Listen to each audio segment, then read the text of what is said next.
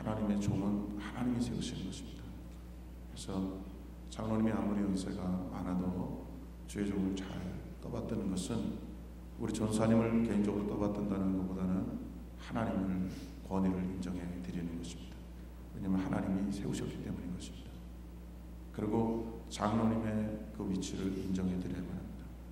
장로님 하나님이 세우신 것입니다. 집사님 하나님이 세우신 것입니다. 그래서 교회는 하나님 세우신 귀한 종을 종으로 인정해야 됩니다. 저는 처음에 목회할 때 우리 전사님보다 더 나이가 어릴 때 목회를 시작했는데 아들 삼자 그래서 참 힘들었어요. 참 궁뎅이 두들기면서 우리 아들하고 나이가 같다 그러고 수양 아들 삼자 그러는데 제가 그분의 아들이 되면 안 됩니다. 나는 그 아들이 되는 순간에 하나님의 그 뜻에서 벗어나는 것입니다. 종은 하나님의 종일 뿐인 것입니다. 하나님이 가라면 가고 죽으려면 죽는 것이고 하나님의 절대 주권 앞에서 하나님의 뜻을 이루기 위해서 일하는 종에 불과한 것입니다. 장로님도 마찬가지죠. 집사님도 마찬가지죠. 집사라는 그 말 자체가 종 아닙니까? 사원 아닙니까? 청지기 아닙니까?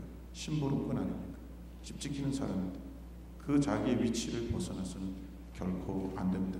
그래서 교회가 깨지는 가장 어려운 문제는 질서가 형립되지 않았기 때문에 그렇습니다. 그래서 우리가 군대를 이렇게 가면 질서부터 모압지졸인 그 젊은 18세의 청년들이 들어가서 거기 가서 뭘 가리키냐면 질서를 가리키기 위해서 줄서기를 가리켜요. 오른쪽 왼쪽 오른쪽 왼쪽 가 뒤로 가 앞으로 가 아주 심플한 왜 그거에 순종되어지지 않으면 군대는 다 무너지기 때문인 것입니다. 군대가 전쟁 나가서 총 쏘는 걸 가리켜서 전쟁을 이기는 것이 아닙니다. 제가 우리 교회에 UDT 그 아주 그 전쟁 포로들을 건져내기 위해서 전쟁 포로를 건져내기 위해서 훈련받는 사람들의 그 사람들이 몇 명이 우리 교회에 나오셨어요. 그분들은 태권도를 배우는 게 아니라 사람을 순식간에 잡아 죽이는 것을 배운 사람들이에요. 이거 뭐 태권도 하고 아싸 이게 아니에요. 잡으면 그냥 순식간에 빨리 죽여야 돼. 그거를 훈련한 사람들인데 저한테 자기네들은 그거를 지금 훈련시키기 위해서 온 사람인데 한국 분이시더라고요.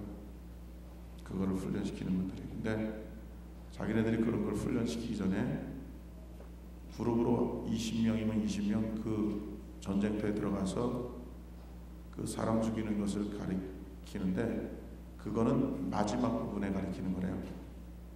뭘 가리키냐면 마음이 하나 되는 거. 짝 하면 짝 20명이 눈만 봐도 탁 움직여지는 걸 배운대요. 그래야 이기지 아무리 사람을 잘 죽여도 서로 흩어져 갖고 사인을 못 보면 끝난다는 거예요. 근데 교회가 오늘날 사인을 못 봅니다. 주의 종의 사인을 보지 못합니다. 그래서 교회가 무너지지. 우리 앞으로는 예배 시간에 안 움직였으면 좋겠어요. 그리고 저는 우리 저기 아이들 잘 들어. 잠깐만 들으세요. 잠깐만 울지 말고 우리 교회에서도 아이들이 처음에는 예배 드릴 때 막 움직였어요. 근데 지금은 안 움직여요. 화장실 간다고 자꾸 가는데 그것도 버릇이에요. 예배 전에 오줌 빨리 누이고 1시간 참을 수 있어요. 그 다음에 이 오줌 소태가 와가지고 못 참는 애는 기저귀를 채우고 와라. 두 번째 할머니들이 자꾸 일어나요. 그래서 기저귀를 차고 오셨으면 좋겠습니다. 그리고 오늘 기저귀 안 찼었으면 바지에다 조금 한 번만 싸세요. 제가 바지 사드리겠습니다. 하나님 앞에 집중하고 예배드리는 게 중요합니다. 그래서 너희들 다음번에 저기 화장실 갈 것 같잖아. 그럼 기저귀 차고 와야 돼. 아빠가 보고 내가 기저귀 사주라 그럴게. 수영아 안 돼. 이제 화장실 가면 안 돼. 왜냐면 하나님 말씀 안 들으면 안 돼. 하나님 말씀 들어야 돼. 오늘도 우리 이상희 집사님하고 저 10시 예배거든요. 저희 교회 인터넷으로 스카이프로 해서 예배를 드렸습니다. 한 명도 안 움직입니다. 애들까지도. 그냥 개미 기어다니는 소리도 안 납니다. 훈련입니다. 됩니다. 안 되잖아요. 1시간 반 예배 드립니다. 끝까지. 근데 그 아이들이 그렇게 훈련받으면 이 다음에 얘네들이 대학 들어가잖아요. 교회 다 그렇게 세울 것입니다. 훈련이 없으면 안 되는 것입니다. 그래서 우리 아이들이 막 기를 죽이고 주눅을 들고 그런 게 아닙니다. 얘네들이 그 훈련을 받지 않으면 앞으로 세대의 교회를 누가 지킬 겁니까? 우리 다 늙어 죽을 텐데 20년 지나면 우리 뭐 다들 허리 숙여가지고 그냥 깽깽깽 하고 얘네들이 교회 지켜줘야 되는데 이렇게 막 예배드리다가 갑자기 그때 나이 먹으니까 잘 드려진다 그런 게 없어요. 훈련해야만 가능하기 때문에 훈련하는 거니까 앞으로의 미래를 보고 훈련하는 건 절대 우리가 이상하게 생각하면 안 됩니다. 교회는 절대 이 예배 훈련, 이 교회는 광야입니다. 광야는 예배 훈련이 중요합니다. 그래서 지파별로 순서를 맞춰서 깃발을 들고 갈 때 가고 앞에는 법궤가 제사장 4명이 지고 가는 것을 보는 것입니다. 요단강 건널 때도 어깨에 법궤 맨 것을 보거든 2000규빗 한 200m 떨어져서 제사장들을 쫓아가는 겁니다. 왜냐하면 너희들이 가본 적이 없기 때문에. 우리가 주님을 따라가는 이 길은 한 번도 가본 적이 없는 길입니다. 왜? 우리는 알지 못하는 길입니다. 하나님만이 아시는 길입니다. 제가 어떤 분의 말씀 중에 이런 이야기를 들었어요. 깜깜한 터널을 지나가게 하셨다. 그러나 앞이 보이지 않았다. 근데 깜깜한 터널을 지날 때 발을 철도에 대고 그 철도만 의지하고 가라 그랬다. 왜 그랬는지 몰랐다. 깜깜해서 앞이 보이지 않아 무서웠다. 그러나 끝까지 철도를 발로 찍찍 끌면서 나갔다. 그랬더니 한참 한 6시간을 갔더니 빛이 보였다. 앞을 나왔다. 내가 왜 이렇게 해야 되는지 몰랐다. 그런데 나와서 뒤를 돌아보니 내가 넘을 수 없는 산을 쉽게 지나온 것을 알았다. 그렇습니다. 내 힘으로 그 큰 높은 산을 지나올 수 없었지만 그 터널의 그 깜깜함을 지나올 수 있었던 것은 십자가 의지하고 왔던 것입니다. 우리의 철도 대신 예수님 의지하고 가는 길은 안 보이는 것입니다. 지나가고 보면 내가 스스로 할 수 없는 길을 하나님이 우리에게 인도해 주시는 것입니다. 우리의 신앙은 이와 같은 것입니다. 예배는 이와 같은 것입니다. 내가 가는 길 모르는 길을 예배를 통해서 하나님께 인도받는 것입니다. 그래서 예배라고 하는 것은 우리가 월십이라고 하는 그런 말씀을 씁니다. 그죠? 찬양, 그냥 노래 불렀다 이렇게 생각하면 안 됩니다. 우리 청년이 그냥 이렇게 몸도 좋고 또 잘생기고 그랬는데 앞에서 이렇게 율동하는 게 쉽지 않습니다. 전 너무너무 우리 형제한테 감동받았어요. 시키면 하기 쉽지 않잖아요. 애들 앞에서 무슨 재롱 떠는 것도 아니고 좀 어떤 면에서는 창피할 수도 있고 그런데 하나님 앞에서 어린아이같이 율동을 하는 모습을 보면서 저는 너무나 감동이 되고 기뻤습니다. 참 자기한테 뭔가 좀 위대해 보이고 멋있는 거에는 앞에 나서서 하고 싶지 남들이 나를 우습게 보고 제가 뭐 어린아이냐 이런 생각을 가질 만한 것을 하는 사람이 누가 있습니까? 저는 우리 형제가 하나님 사랑하기 때문에 그러한 율동으로 주님께 찬양했다고 저는 믿는 것입니다. 너무나 제가 은혜 받았습니다. 거짓이 아니라 정말 너무 좋았고 기뻤고 참 우리 이런 형제들이 있었기에 오늘 교회에 그 밝은 마음을 전달해 줄 수 있구나. 그리고 찬양하면서 우리 마음이 얼마나 밝아졌습니까? 저는 오늘 그냥 어떤 짜여진 그런 말씀도 하겠습니다만은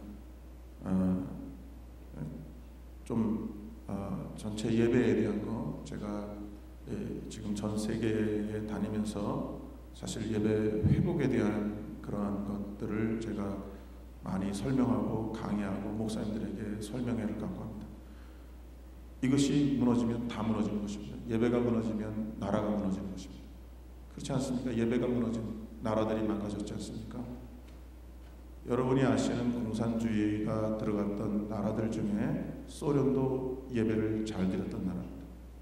영국은 물론이고, 우리가 이 예배가 남한이 예배를 먼저 드렸을까요? 북한이 예배를 먼저 드렸을까요? 북한이 예배를 먼저 드린 것입니다.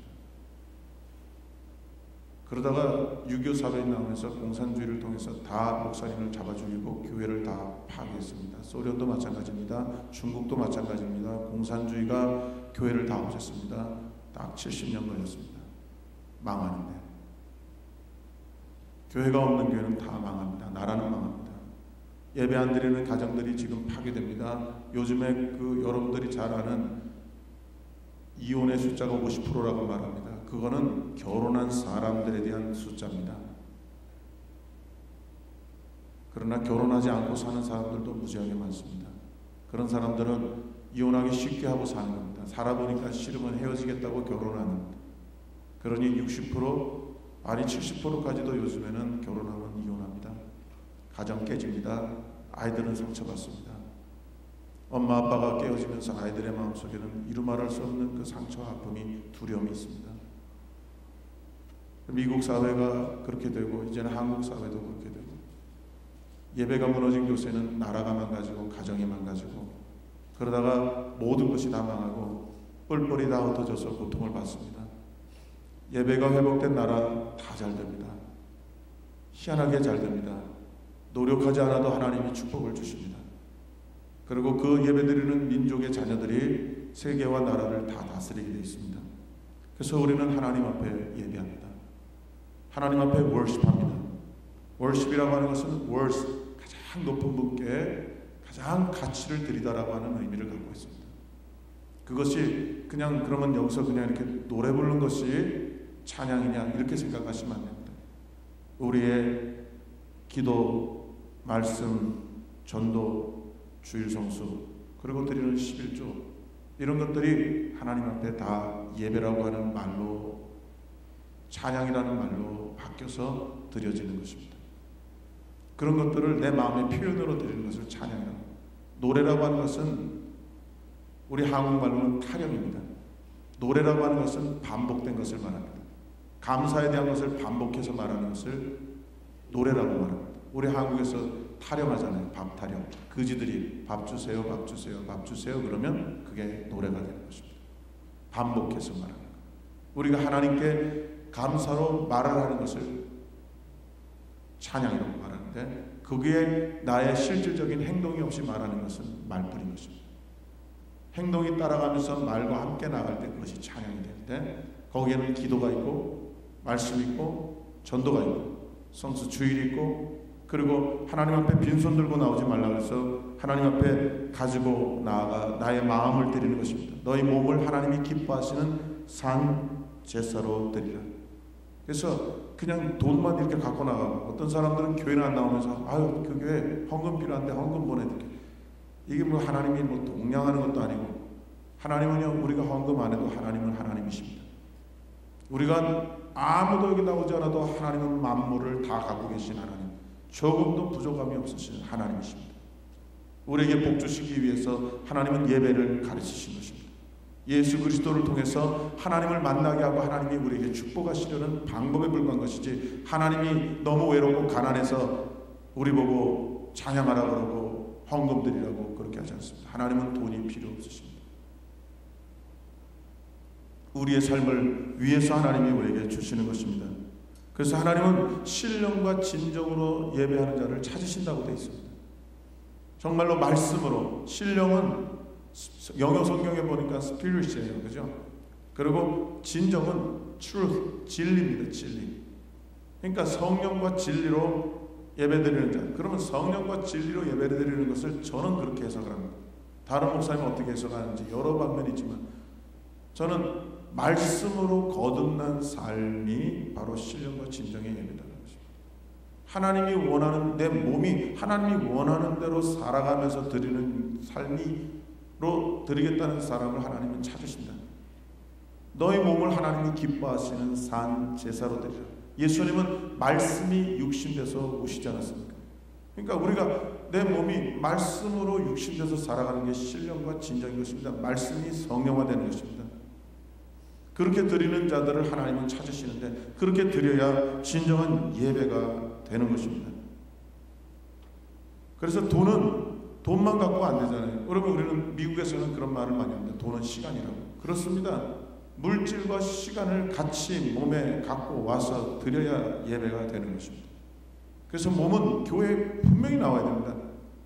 그래서 우리 아이들이 이 교회 나와서 몸이 여기 나와 이렇게 드리는 것을 가르치는 게 굉장히 중요합니다. 말씀을 듣는 것 중요합니다. 그러나 몸이 나와 앉아있는 게 너무나 중요합니다. 그리고 이렇게 가르치면 얘네들 다 조용히 앉아있잖아요. 그리고 이거 한 1년만 해보십시오. 안 떠듭니다. 그리고 얘네들 이렇게 앉아보십시오. 내 소리가 다 들립니다. 그래서 듣고 싶어 합니다. 하나님의 말씀은요, 이게 우리 어른을 읽으라고 나온 성경이겠습니까? 아이들까지도 다 듣고 알게끔 만들어 놓은 성경인 것입니다. 영어를 애들이 국민학생하고 엄마가, 내가 그런 이야기도 했습니다만, 아이와 엄마가 미국 와서 영어 공부를 하러 왔는데 반드시 누가 먼저 배우냐면 애들이 먼저 배워요. 엄마는 아직 문법 때문에 이게 전치사야 뭐야, 이게 형용사가 어디부터 돼 이러다가 지금 아직도 굿모닝도 지금 모닝굿이야 굿모닝이야 그러고 앉아있는데 애들은 지금 막 대화가 되고 있거든요. 신앙도 마찬가지예요. 얘네들은 아무 생각 없이 그냥 바로 배워요. 우리는 복잡해갖고 이 말이 맞냐 안 맞냐 따지다가 뒷소리 놓쳤어요 지금. 그래갖고 앞에 무슨 말 했는지 중간에 뭐라 그랬는지 놓쳐서 말을 못해. 여러분, 성경에서 보면은 보는 것뿐만 아니라 전 세계의 이야기는 다 왕들의 이야기입니다. 모든 역사의 줄거리는 왕들에 대한 이야기로 전개되어 갑니다. 그러나 하나님께서 복을 주셨던 사람들은 다 예배를 잘 드렸던 왕들입니다. 성경에 나와 있는 왕들은 이게 무슨 어떤 소설책을 쓴 것이 아니지 않습니까? 실질적으로 있었던 왕들이었는데 그 왕들이 하나님 앞에 온전하게 예배 드리는 왕들에게만 복이 있었습니다. 그 시대의 역사가 우리가 성경에서 보지 않아도 세상 역사 속에서도 그들은 그때 참 잘 됐어요. 나라도 잘 되고 가정도 잘 되고. 북이스라엘이라고 하는 나라가 있어요. 솔로몬이 하나님을 잘 못 섬겨서 나라가 망합니다. 나라가 망하는 것이 아니라 나라가 둘로 갈라집니다. 여로보암과 르호보암으로 갈라져요. 여로보암이라는 사람은 솔로몬이 성전을 지을 때 똑똑해서 그 사람을 통해서 그 일을 시켰습니다. 근데 솔로몬이 하나님 뜻대로 살지 않으니까 하나님이 아이야라고 하는 선지자들을 통해서 여로보암에게 10지파를 주겠다는 말씀을 합니다. 그리고 북이스라엘이라는 나라가 생겼는데 여로보암이 예루살렘으로 돌아가서 예배를 안 드리고 10지파를 데리고 가서 우상을 섬기면서 예배를 드리고 날짜를 바꾸고 레위지파가 아닌 제사장을 세우고 예배를 드려서 나라가 망하기 시작합니다. 그러다가 마지막에 아수르에게 북이스라엘은 망할 때 남쪽 유다는 히스기야 왕이라는 사람이 왕이었어요. 그 아버지 아하스는 너무나 악해서 하나님을 잘 못 섬기고 나라가 거의 망하고 피폐하게 됐었습니다. 그러나 히스기야 왕의 어머니가 참 믿음 있는 사람이었어요. 그래서 그 신앙을 따라 그 히스기야 왕이 나라를 잘 다스렸습니다. 첫째 잘 다스린 것이 뭐냐면 그 아버지가 다 망가뜨려놓은 성전을 수리하기 시작했습니다. 깨끗하게 수리하고 레위 제사장들을 불러다가 그 예배를 드리게 하고 찬양을 하게 하고 그랬더니 성경에 보니까요 복이 넘쳤더라고 되어 있어요. 제가 그 말씀은 한번 찾아가서 보고 싶으네. 일단은 역대하 31장을 한번 보세요. 역대하 31장. 제가 지금 말씀은요 누가복음 24장 읽어놓고 여기를 읽으니까 이 목사님 지금 누가복음에 예수님 부활한 사건을 이야기하시면서 이쪽을 왜 이야기하나? 나중에 부활한 사건이 예배하고 완전히 연결되기 때문에 그렇습니다.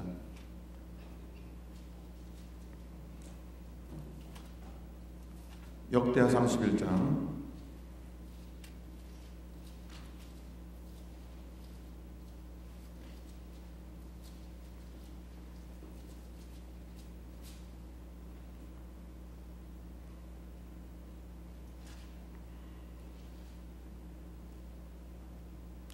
역대하 31장 20절부터 보면은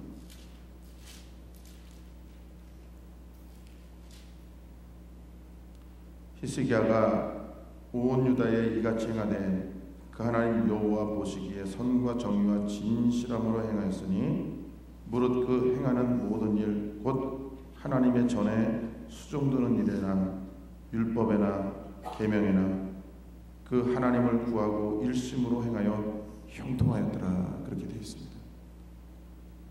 아버지 아하스가 나라를 다 망쳐버리고 완전히 죽게 됐을 때 히스기야가 예배를 회복하고 성전을 회복하고 그리고 하나님 앞에 전심으로 구하였더니 형통했더라. 여기 그 역대하 28장서부터는 쭉 그 내용에 대해서 쫙 다 기록이 되어 있는데 그거를 지금 읽을 수는 없고요. 요 한마디로 하나님 앞에 온전히 예배드리는 왕들은 잘 살았습니다. 나라가 아주 부강했습니다. 지금 이렇게 비록 시골이지만 사람이 몇 명 모이고 많이 모이고 안 모이는 것이 중요한 것이 아니라 진실된 예배가 중요한 것입니다. 하나님 앞에 온전하게 마음을 드리고 드리는 예배에 저는 여러분이 이곳에서 우리 아이들 중에 누가 대통령이 나올지 국무장관이 나올지 저는 그거를 기대하고 있는데 이곳에서도 누군가가 나올 것 같아요. 안 믿어지는 노멘 하시고요. 믿어지는 분만 아멘 하십시오. 네, 아멘 하신 분에게는 그런 일이 나타날지어다. 아, 이게 아멘이 커지네 이게. 여러분, 우리 아들이 좀 부족하고 얘가 뭐나 해서 먹고 살까 그러지 마세요. 우리 어머니 저보고 개천에서 욕난다 그랬어요. 정말 저도 진짜 우리 어머니 보실 때 정말 너무 말 안 듣고 그랬던 자식인데 하나님한테 붙잡혔더니 하나님이 저를 들어 이렇게 사용하시고 정말 축복하시는 것을 보면서 하나님은 너무 신실하시다고 그런 말씀을 저에게 하셨습니다. 전 누가복음 24장으로 돌아가서 이제 말씀을 이제 조금 더 하고 마무리를 하려고 합니다. 24장은 우리가 여기에 나와 있는 이 말씀은 우리가 그냥 예수님 부활하신 사건으로 보시면 안 됩니다. 이 안식 후 첫날이라는 말을 우리가 잘 새겨 들어야 합니다. 안식 후 첫날이 도대체 우리에게 주는 의미가 무엇인가를 우리가 잘 알아야 합니다. 안식 후 첫날 새벽에 여자들이 그 예비한 향품을 가지고 무덤에 가서 돌이 무덤에서 굴려 옮겨진 것을 보고 들어가니 주 예수의 시체가 배지 아니하더라. 요게요 우리에게 주는 의미가 너무나 큽니다. 교회는 예수님의 시체가 없는 곳입니다.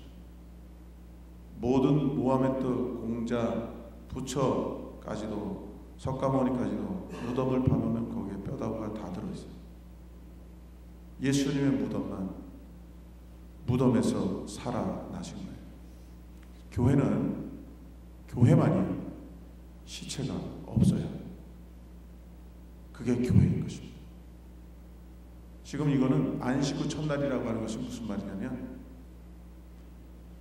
바로 오늘 우리가 드리는 이 안식일이 바로 구약에서는 안식일이잖아요. 안식일날. 그러나 안식 후 첫날 우리가 드리는 이 예배 이게 바로 주일 예배입니다. 그러니까 다시 말하면 안식 후 첫날이라는 말이 우리가 드리는 이 주일 예배. 왜 이게 주일 예배가 됐냐면 예수님이 죽었다 살아나신 날 우리가 이날 여기에 예수님 시체를 보려고 왔는데 시체가 없는 거예요. 그걸 보고 놀라시면 안 돼요. 시체가 없어서 살아나신 모습으로 지금 여기 계시는 그것만이 교회입니다. 다른 모든 종교는 다 죽은 교회예요. 그래서 살아나지 못했기 때문에 죽음의 권세를 못 이겼는데 거기에 무슨 소망이 있습니까? 그래서 나는요 내가 남미에 가고 남미에서 제가 이민을 시작했다 그랬잖아요. 남미 가보면 예수님의 형상의 죽은 시체를 같이 만들어 놓고 거기 가서 촛불을 막 켜놓고 거기서 울고 예배를 드려요. 교회는요 십자가에조차도 형상이 없이 그냥 십자가만 매달아 놓은 거예요. 왜냐하면 주님 살아나셨는데 저기다 왜 매달아 놓으세요? 현주에 가면 매달아놨어요. 주님 살아나셨는데 왜 매달아놨어요? 우리가 주님이 지금 살아나셔서 죽음의 권세를 이기신 주님이 우리 옆에 서 계시기 때문에 힘이 있는 것입니다. 그게 주일 예배라는 거예요. 지금 이거를 부활절날 설교하는 설교장으로 보시면 안 됩니다. 이게 주일 예배. 오늘날 우리가 드릴 예배의 형태를 지금 이것으로 말하고 있는 거예요. 안식일 날, 다시 말하면 토요일 날 그렇게 말하는 거예요. 토요일 날 부활하신 주님을, 그러니까 부활하신 주님이 아니죠. 그 무덤 속에 있는 주님을 만나고 싶어서 향품을 준비하고, 이게 예물이에요. 향품. 구약에서는 제물이었는데 신약에 와서 동방박사가 향품을 드리는, 예수가 메시아가 온 것을 별을 보고 쫓아가서 향유를 드리는 것이 물질로, 하나님 앞에 드리는 물질로 드리는 것의 변화가 거기서부터 일어나는 겁니다. 그리고 더 넘어가서 그게 우리의 몸으로 드리는 것으로 바뀌어나가는 것입니다. 동물 드리는 것이 향품으로, 향품을 드리는 것이 우리의 몸과 마음이 함께 가야 되는 것으로 성경은 우리에게 가르쳐주고 있는데, 지금 안식 후 첫날 요때 왜 이렇게 준비를 했냐면, 예수님 십자가에서 죽으실 때요, 이제 시체를 끌어내렸습니다. 죽은 것을 보고 다리를 꺾지 않았어요. 유월절 때 잡은 양을 다리를 꺾지 못하게 했어요. 근데 진짜로 예수님 다리 안 꺾고 돌아가셨습니다. 옛날엔 마지막에 오래 매달았는데도 안 죽는 거야. 그러니까 완전히 죽이기 위해서 다리를 갖다가 망치로 때려 부수면 죽었거든요. 근데 돌아가신 것을 보고 다리를 꺾지 않고 내렸습니다. 그때 늘 숨어서 예수님이 하나님인 것을 알고 믿었던 공원, 사내들인의 그 공원이 돼 있었던 아리마대 요셉이라는 사람이 있었습니다. 그때 당시 그 사람은 부자였어요. 그래서 자기가 죽으려고 준비했던 무덤이 하나 있었는데, 그 무덤에 그 예수님을 데리고 가는데, 그 시체를 갖다가 움직일 수 있는 사람은 그때 당시에 총독으로 있었던 빌라도였습니다. 그때 당시에 그 지역, 유대 지역을 분봉왕으로 있었던 아켈라오라는 사람이 너무나 그 유대인들, 그때 당시에 그 팔레스타인에 있던 하나님을 믿는 백성들을 핍박하니까 그 사람을 갖다가 소환했죠. 그래갖고 그때 로마에서 소환하고서는 프랑스로 귀환을 보내고 난 다음에 그 자리가 비니까 빌라도를 보내서 총독으로 잠시 동안 있게 한 한때입니다. 그때가. 빌라도가 그때 예수님을 손짓고 나는 죄가 없으니 너희들이 알아라 하고, 왜냐하면 폭동이 일어나면 자기도 귀양 갈 것 같으니까. 그런데 그때 귀양을 가는 게 낫지, 사도신경 할 때마다 빌라도가 예수님 죽였다, 그것 때문에 가장 골치 아픈 사람이 빌라도예요. 지금도 지옥에서 가장 피곤한 사람이 빌라도라고 하더라고요. 누가 지옥 갔다 왔는데 빌라도가 보통 피곤하지 않으니까 그 사도신경 좀 빼달라고 뭐 그랬다고, 뭐 그런 웃음소리도 있어요. 그 빌라도가 그거 한번 그래가지고, 그때 아리마대 요셉이 그때 예수님을 추종하는 사람들은 다 잡아 죽일 때 가갖고 딜한 사람입니다. 저 시체를 나에게 달라. 내가 볼 때는 돈을 꽤 많이 줬을 것 같아요. 그거 그냥 주겠습니까? 여러분? 내 무덤에 넣겠다고. 그 엄청난 살벌한 시기인데 그 시체가 훔쳐갈까봐 아리마대 요셉의 무덤에다 넣고도 그 군병들이 지켰었는데, 엄청난 돈을, 그게 예물입니다. 주님 사랑하는 사람만. 그래서 그 무덤에 집어넣었어요.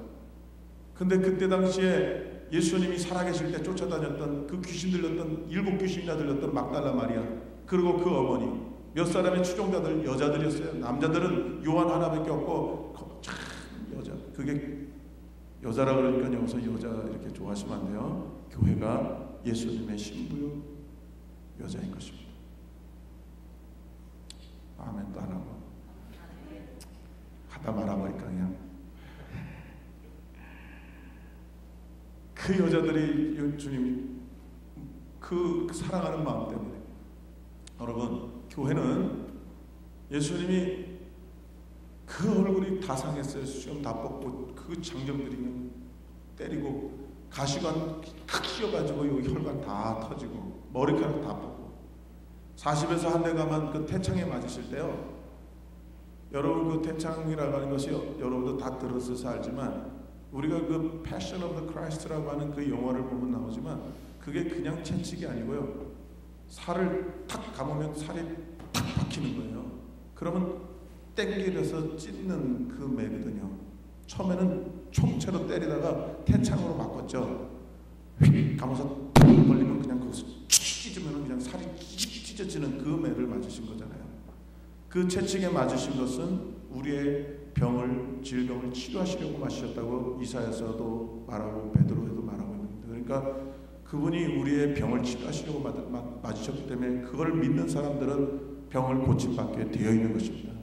그래서 제가 말씀드린 것은 그 몸이 흉측할 정도로 많이 찢어지셨어요. 몸이 다 찢어졌어요. 얼굴은 흉측하려 못할 정도로 많이 이렇게 주먹으로 때렸다고 나와 있잖아요, 성경에. 그 군병들의 그 주먹으로 아무것도 무장이 없는 그 예수님을 그냥 때렸으니 여기가 다 무너졌어요. 살은 다 찢어졌어요. 우리가 정말 감히 예수님을 바라볼 때 흉측하게 보지 말아야 되니까 수건을 말하는 것처럼 했지만 십자가에 매달아 놓는 그 강도 흉악한 죄인을 무슨 수치를 가렸겠습니까? 홀딱 벗은 자세로 다 찢어놓은 것입니다. 그리고 마지막에 옆구리에 창으로 찔러서 물과 피를 다 쏟아냈어요. 허파에 모인 물이 싹 쏟았어요.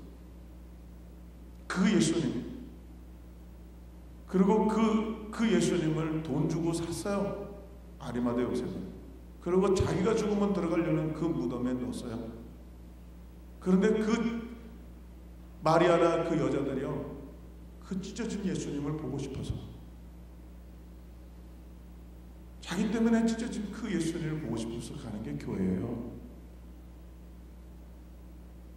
향품 준비해서. 왜냐면 장사를 치를 시간이 없었어요. 그래서 교회에 오는 마음은요, 나 때문에 그 찢어지신 그 예수님을 보고 싶어 나오는 게 예배예요. 그거는요, 사랑하지 않은 사람은 절대로 시체를 찾아볼 수가 없어요. 흉측한데 누가 봐, 그거? 누가 만져, 흉측? 여러분, 내가 옛날에 그 염을 한번 한 적이 있는데 목사가 됐어요. 자기 식구들도 그 죽은 아버지를 만지기 싫어합니다. 여러분, 그건 누가 만져? 사랑하는 여자만 만져. 교회 누가 나오면 예수님 사랑하지 않는 사람 여기 못 나와. 안식일 날이요, 아무것도 하지 말아야 되기 때문에 장도 보면데, 근데 어디서 향품을 구했는지 모르지만 그거를 들고요 밤새 잠을 못 자. 예수님이 보고 싶어가지고, 십자가에 죽은 그 예수님이 너무너무 보고 싶어서 발을 동동 굴리면서 밤새 그러다가 아침 동이 뜨면서 안식일이 딱 끝나니까 뛰는 거야, 무덤으로. 근데 거기는 군병들이 엄청 많다는 소식을 다 듣고 있어요. 그러나 어떻게 뇌물을 써서라도 시체라도 만져보겠다고 가는 거잖아요. 이거는 시체를 뿌리려고 가는데 그 문은 열어주지 않으려고 그러는 거야. 근데 내가 그 돈 없는 그 여인들이 자기의 전 재산을 통해서라도 그 군병들에게 와인을 먹여서라도 그 문을 열고 싶은 거예요. 이게 교회예요. 근데 오늘날 그런 의미는 없어. 그 예수님이 너무 보고 싶어서. 여러분이 아브라함이 이삭을 바칠 때 전날부터 준비하는 거야. 밤에 나타나셔서 이삭을 네가 사랑하는 독자를 드리라. 칼 갈고요, 그날 밤에 새벽에 3일길을 올라가는 게 모리아산이야. 우리가 여기 교회 나오는 거 3일길이에요. 긴 길이에요. 마귀가 이걸 못 올라오게 해. 무덤문을 못 열게 해. 그러나 그럼에도 불구하고 쫓아왔어. 근데 주님이 문을 열어놓으신 거예요. 그래서 여러분이, 우리가 지금 여기 들어와 있잖아요. 예수님이 열어놓으셨어. 살아나셨어. 그게 우리에게 소망이 있는 거예요. 죽은 주님에게 발라드리려고 왔는데 그게 아니고 살아나셨어요. 옆에 서 계시는 거예요. 그랬더니 가자마자 예수님을 만나지 못했지만 천사를 만나는 거예요. 그래서 교회에 나오면 천사가 우리를 수종드는 거예요. 우리를 돕는 거예요. 교회 나오지 않고는 천사를 만날 수 없어요. 오늘도 우리가 기도하는 거 천사가 받아 올라간다고 돼 있어요. 이게 교회예요. 그리고 달려왔다고 돼 있어요. 요한복음에서는. 이 부활의 장면이 여기 누가복음만 있지 않고 요한복음에 돼 있어요. 뛰었다고 돼 있어요. 그 여인들이. 교회는 뛰어오는 거예요. 너무너무 주님 보고 싶었어요. 주님 사랑하는데 그 시체 만지고 싶었어요. 그래서 주님 교회 올 때마다 올해는 성찬을 하는 거예요. 주님 찢어진 살을 먹는 거예요. 그리고 주님 찢어진 그 살을 만지면서 내가 그분의 그 찢어진 살 때문에 용서받았고 치료받았고 영원한 천국을 얻었고 왕같은 제사장 됐고 하나님이 나에게 복 주시는 하나님의 자녀가 된 것을 그걸 통해 깨닫는 거예요. 그리고 너무 기쁜 거예요. 그분 살아나신 분이 이제는 나와 함께 같이 계시고 나를 붙드시고 나를 인도하시고 나를 축복하시고 영원토록 영원한 천국까지 인도하시는 것을 믿고 기뻐하며 이 성전을 나가는 거예요. 이게 예배예요. 우리는 바보같이 이 땅에서 처절한 절망 속에 살아갈 존재들이야. 그래서 그것을 만나고 난 다음에 여인이 뛰어나가잖아요. 예수님 살아나셨다고. 전도예요 그게. 내가 그랬잖아요. 찬양이라는 것은 그냥 여기 서서 노래 부르는 게 아니라고. 향품 준비하고 예물 준비하고 주일 예배를 부활하신 주님을 만나러 가는 게 주일 예배고 천사를 만나고 말씀을 듣고 그 다음에 그것이 사실인 것을 깨닫고 전도하는 삶이 함께 나갈 때 그것을 찬양이라고 해요. 그것을 드릴 때 하나님은 기뻐하시는 거예요. 그리고 그러한 예배를 드리는 자들에게 하나님은 약속, 언약이잖아요. 이게 Old Testament이라고 하는 거, New Testament이라고 하는 것은 하나님의 약속이라는 말이잖아요. 그러니까 그대로 살면 하나님은 약속하신 대로 채워주죠. 노력해서 얻는 게 아니에요. 신앙은. 노력한 사람들은 다 교만에 있어. 교회에서 너무 노력하지 마세요. 노력한 사람이 교회 다 깨는 거야. 자기가 이걸 지켰잖아. 뺏기는 것 같아서 교회 문제 되는 거예요. 내가 받은 은혜 때문에 사는데 무슨 문제가 돼? 그리고 우리가 여기서 뭐 받을 게 뭐가 그렇게 많아? 내가 이만큼 했는데 받을 게 뭐가 있어? 여러분 우리는 죽어가는 거 떠내려가는 거 건져준 건데 그랬더니 자기 보따리 내놓으라고 자꾸 교회에서 그러는데 보따리 줄 게 없어요. 아멘도 안 하고 뭘 받을 게 있습니까? 우리가 이 벌레 같은 거 죽어가는 거 건져냈더니 불할 말이 있어요. 저도 한국에서 17년 목회를 했는데 나 나름대로 얼마나 목회를 했다고요. 저희 아버님이 돌아가시면서 나를 위해서 보험을 들어놓은 게 5만 불짜리가 있었는데 그거 타가지고 교회 리모델링 하면서 다 바쳤는데 나름대로 따지면 얼마나 헌신했는데 세상에 나 지금이라도 나 쫓아내면 난 이사 비용이 없어요. 난 나름대로 열심히 했는데 주님 앞에 어느 날 무릎 꿇고 기도하는데 내가 섭섭하더라고. 성도들이 김치도 한 병 안 갖다 주는 거야. 나중에 알고 보니까는 이 집사님이 준 줄 알았대. 이 집사는 박 집사가 준 줄 알았대. 세상에 둘 다 갖고 와. 내가 섭섭해가지고 그냥 시험이 오는 거야. 자꾸 나도 그래도 이만큼 하고 자식들 10년이 넘도록 기도해주고 자기들 그렇게 다 잘 되면 지네끼리 나나 먹고 신길하게 나는 안 부르고 기도는 나한테 다 해달라고 일이 해결됐는데도 응답받았다는 소리를 듣게 해갖고 6개월씩 더 기도하고 얼마나 그냥 속상한지 무릎 꿇고 하나님 앞에 막 따졌어. 하나님은 이러실 수 있습니까? 근데 저 인간들이 저럴 수가 있습니까? 그랬더니 너 내가 네 꼬라지가 굉장히 안 좋을 때 내가 너 건졌잖아. 네가 바랄 게 보이니 목사 하나로 만족하지. 정말 주님 앞에 서보니까 벌레만도 못하고 그러면서 마지막에 주님이 뭐라 그러는지 알아? 너 그러면 옛날로 돌아갈래? 너 옛날로 돌아갈래? 그 말에 내가 뒤집어져 버렸어.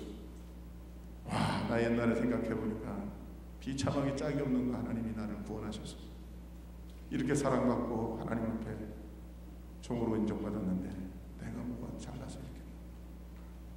신앙은요, 이게 무슨 부활절날 주님 살아나셨네 그거 보는 게 아니라 이게 주일 예배를 우리에게 보여주시는 장면입니다.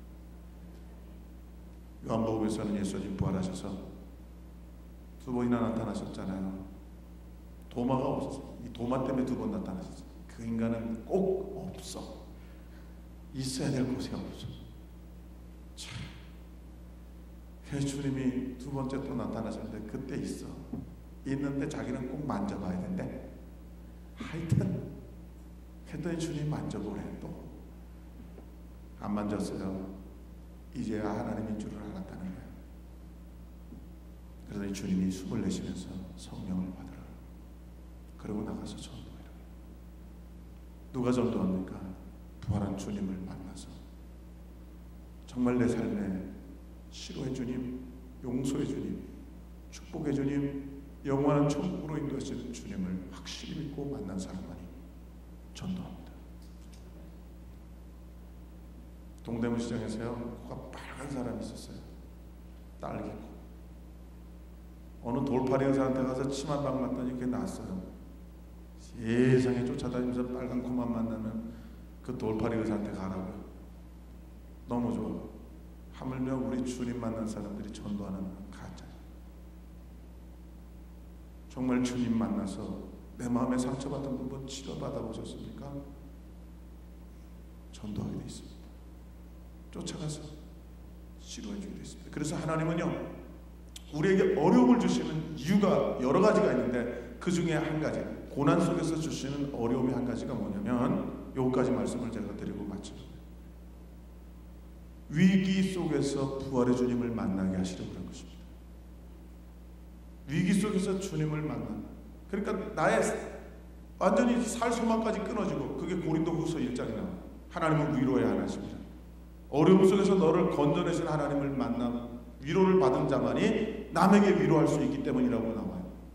그래서 사도 바울은 자기가 위험에 처했던 것을 자기는 다 알기로 한다는 거예요.